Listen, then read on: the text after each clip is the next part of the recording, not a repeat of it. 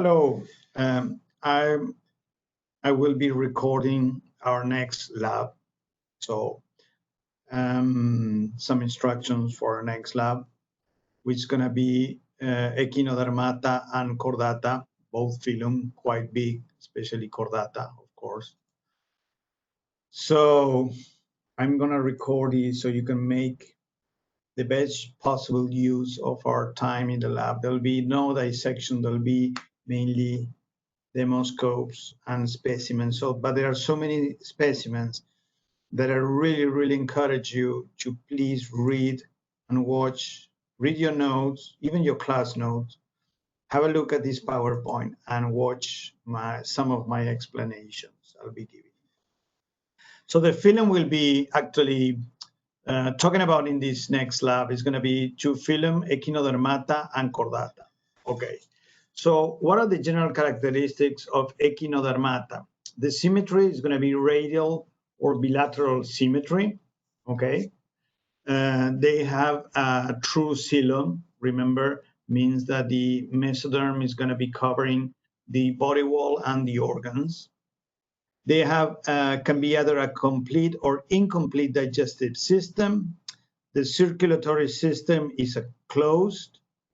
They present a respiratory system, but no excretory system. The excretory system is absent, as well as no segmentation. And the body support is mainly provided by the endoskeleton, which is made of ossicles.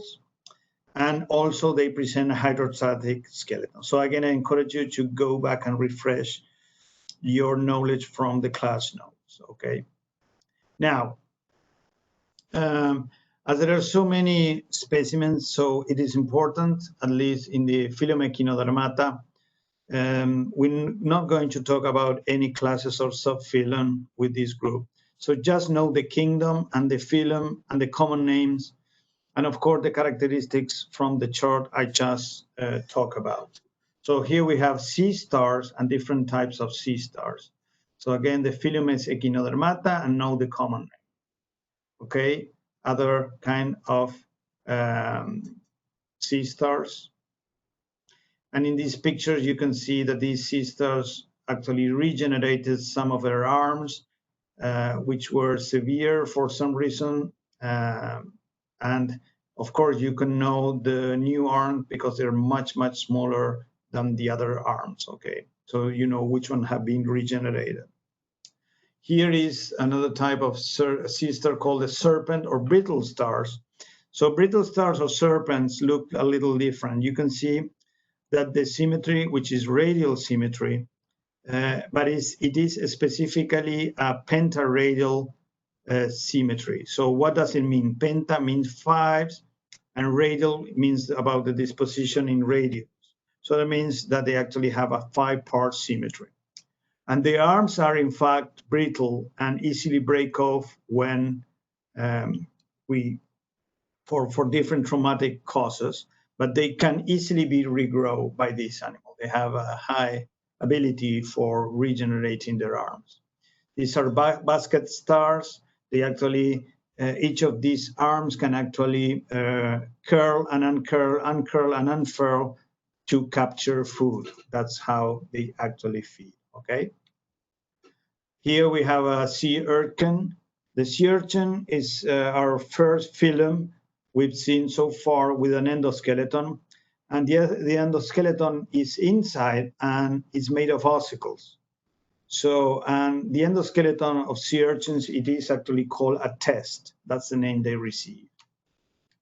So we have more sea urchins, but not all sea urchins have spines, okay? Only a few like the ones we've seen here. The sand dollar, we can see these are what we call sand dollars, and they have, again, an endoskeleton. And the sand dollar on the left, it's alive. How do we know that? Because it's still covered with fine spines that are fit for moving sand all over, and that's the way they use this spine to bury themselves in the sand. And the sand dollar on the right is a dead one, okay? And what we are actually seeing there is the remains of the endoskeleton. And note that they have pentaradial symmetry, okay? These are the sea cucumbers. Of course, they're cucumber shaped. They present no arms. There are no spines. And they present tentacles and 2 feet with suckers. And then the feather stars, okay, which can actually, they are able to swim. They have the capacity or the ability to swim. Now, moving into the next phylum, which is quite a big phylum, it's called Chordata. So you have the page reference is 99 in your atlas, especially those who has the edition with the little fox on the cover. They present bilateral symmetry. They present also a true coelom, a complete digestive system, a closed circulatory system, and they present excretory, respiratory systems. And they also present segmentation, and the body support, as a different with the other phylum we've seen so far, is provided by a notochord or an endoskeleton. So here we have phylum Chordata, subphylum Urochordata, the common name tunicates of sea squirts. We are kind of close relatives, believe it or not, with these animals. And remember that they have the 5 features of chordates when they are larvae, not when they are adult. The only 2 are going to be preserved when they are adult. But the larva has the actual 5 features. Please remember that is the notochord, the dorsal tubular nerve cord, the pharyngeal pouches, the endostalothyroid, and a postnatal tail. Then we have the subphylum Cephalochordata, and the common name is lancelet because of the elongated body shape. That's why they're called a lancelet. They are marine. They present a segmented body, an elongated body with a notochord that actually extends all along the body, and they have the presence of cirri surrounding their mouth. That is, it is how they actually obtain feed, and you can see it very clearly on the image on the right. Again, this is another lancelet, and you can see the notochord, the dorsal nerve cord, and the pharyngeal gill slits. Remember, those are features of the chordates. And remember that the last time we identify a nerve cord, it was, remember, in the earthworm that we desiccated, which is an annelid, and crayfish, an arthropod, the nerve cords were ventral. But this is the first time we are actually seeing a dorsal nerve cord, a nerve cord that is dorsal like ours. And the animal you can see it on, this is a microscope image, okay? So you will see it in the lab. And you can see that the normal cord actually appears like a dashed line above the notochord. The dorsal nerve cord appears above the notochord, sorry, as a dashed line, okay? Here you have we can see the pharyngeal slits and the notochord, okay? Pharyngeal gill slits.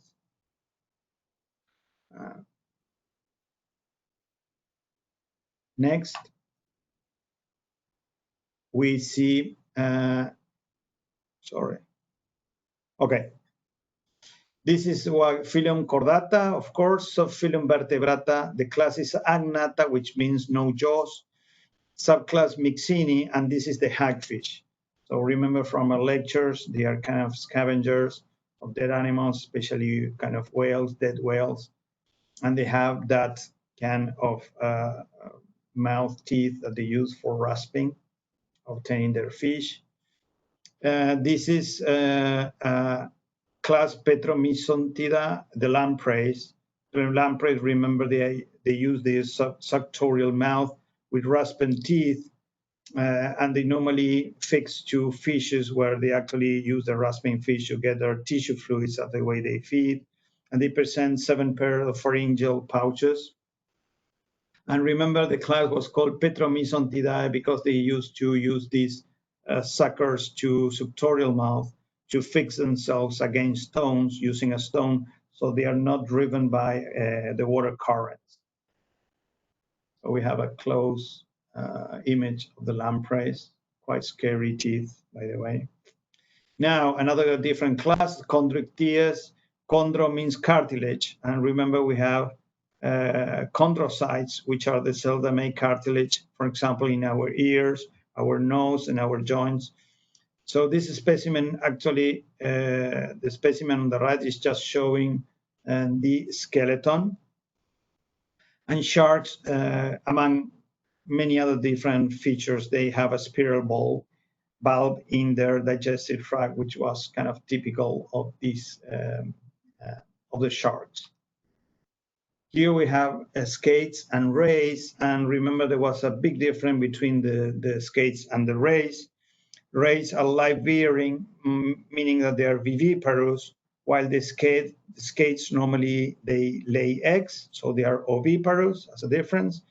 Also, the skates typically have a prominent dorsal fin, while the dorsal fin is absent or greatly reduced in the rays. And most rays, they have a kite-shaped appearance with whip-like tails, and they possess one or two stinging spines, while skates have fleshier tails, kind of more gross or thick tails, and they do not have spines. And so not all rays have a barb, the ones above do. And here we have what we call a cow nose ray, and it's normally found in some aquariums, okay? But they do not have a barb. Normally they even cut it off. So here we have another class, Actinopterygii, or the common name is the bonyfish, okay? So the American eel, and we have here on the right, we have the American eels. It's actually a true eel, and it can even be found here in the Lumber River. So here we have another Actinopterygii fish, also called bony fish because they have a bony skeleton. They have dermal scales and they are ray fin. These are two different types of frogs. So the class we're talking about is amphibia, that includes frogs and toads and salamanders. And the other, I included a link at the bottom of this slide where you can actually click and it will open a web page where it shows you the different frogs and toads you can find here in North Carolina. And actually, if you click on a specific frog, it will actually, you can actually listen to the way they actually sing or the sound they make.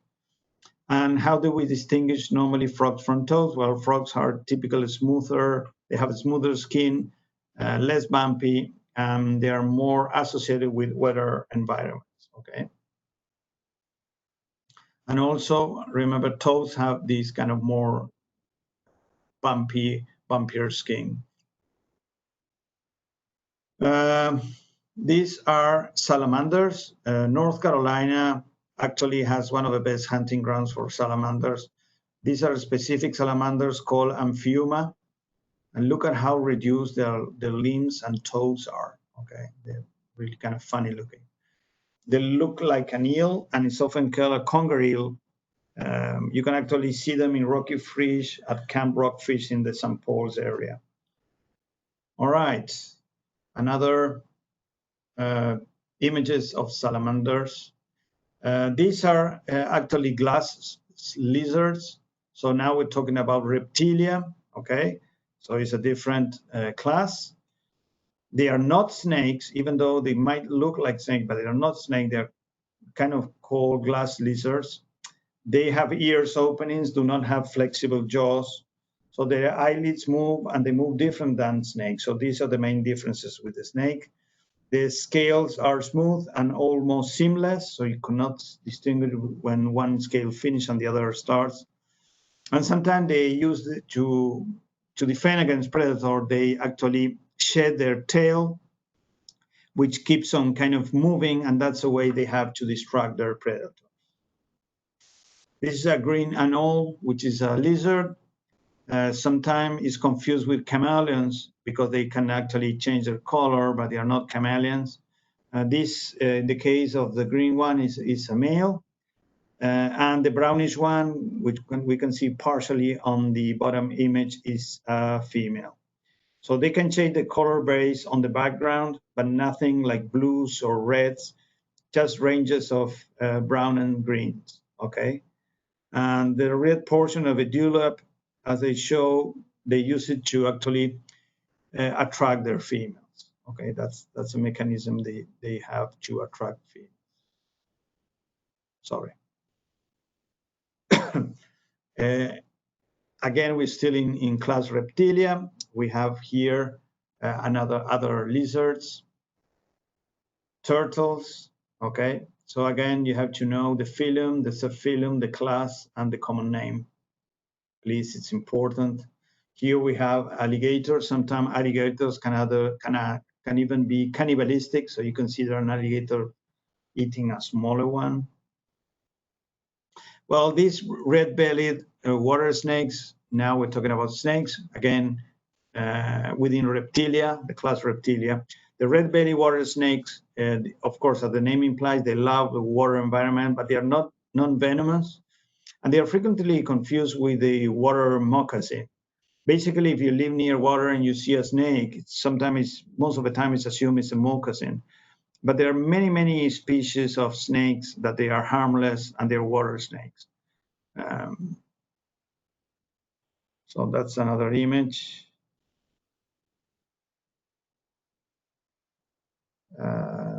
These are another different class, aves, common terms, the birds. So you do not need to know all the specifics about the different birds, just bird as a common name. And of course, the general characteristic that they are homeotherms. The main feature is going to be that they have feathers. They are toothless. They present air sacs and four-chamber hearts. And mammals, and finally slides, the mammals, of course, you have a wide variation of mammals, but normally the main characteristic is that they have furs and hairs that are homeotherms. Of course, they present mammary glands that defines this group, 7 cervical vertebrae, and 4-chamber hearts. So this is all for this lab, but again, encourage you to go back to your actual class notes and use your atlas as well, because sometimes it's a little bit of work to remember all the class, phylum, and subphylum. Thank you very much, and see you next week in the lab. Thanks.